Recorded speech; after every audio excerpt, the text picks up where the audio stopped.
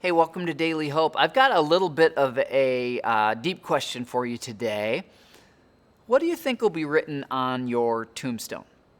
You know, name, birthday, dash, whatever day that we go to heaven.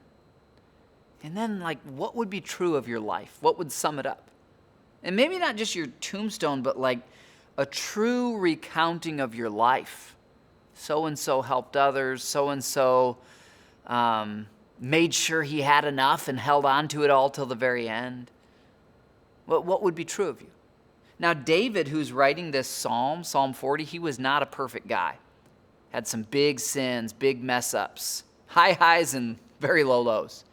And yet in the end, his life was summed up by saying that he was a man after God's own heart. And so you don't have to be perfect to be proud of the summary of your life, and it's never too late to change the story of your life. Now, here's one thing that was true of David that I want to be true of me at the end of my life, and I think you can partner with me in making sure it's true of you as well. Verse 9 says this, "I have told all your people, God, about your justice. I have not been afraid to speak out, as you, O Lord, well know." Not speaking out about my political opinions, speaking out about God's goodness. Verse 10, "I have not kept the good news." Remember, this is 1,000 years before Jesus, the good news. "I have not kept the good news of your justice hidden in my heart." And we will not keep the good news of Jesus hidden in our hearts, will we? "I have told everyone in the great assembly. I have talked about your faithfulness and saving power. I've told everyone of your unfailing love and your faithfulness." Now, here's my challenge to you. There's 2 layers to it. First, will you be a person who tells the people you know about God's goodness? The people you know who aren't believers. Do they know that you believe in Jesus, that you're not afraid of death, that you have eternal life? And you don't have to be a pastor or an evangelist to just let them know, hey, I've encountered God in a way that I'm not afraid of death. And I want you to know God in the same way.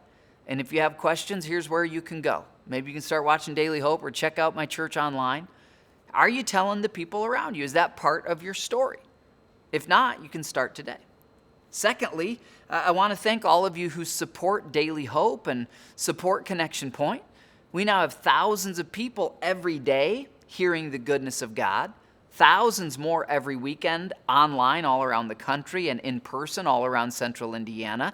And I just want to thank you that whether it's gifts now or in your will, your estate, your trust, when you say, I want part of my life legacy to be that I attached myself to telling people about God's goodness, that will be true of me in my life and at the end of my life. I want to say thank you to all of you who are part of that, because us having a staff that can film these and edit these and set up all the technology, there are costs with all of that. And each of you who give, you make this happen. I'd be literally talking to a camera in an empty room if it wasn't for you joining me in this. So would you just join me, no matter what God leads you to do, at a heart level of saying, God, at the end of my life on earth, I want to know I've trusted in Jesus and I'll be in heaven with you.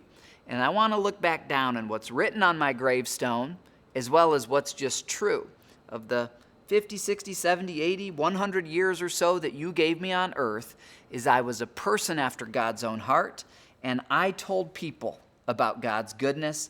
I did not keep the good news hidden in my heart. See you tomorrow for more Daily Hope.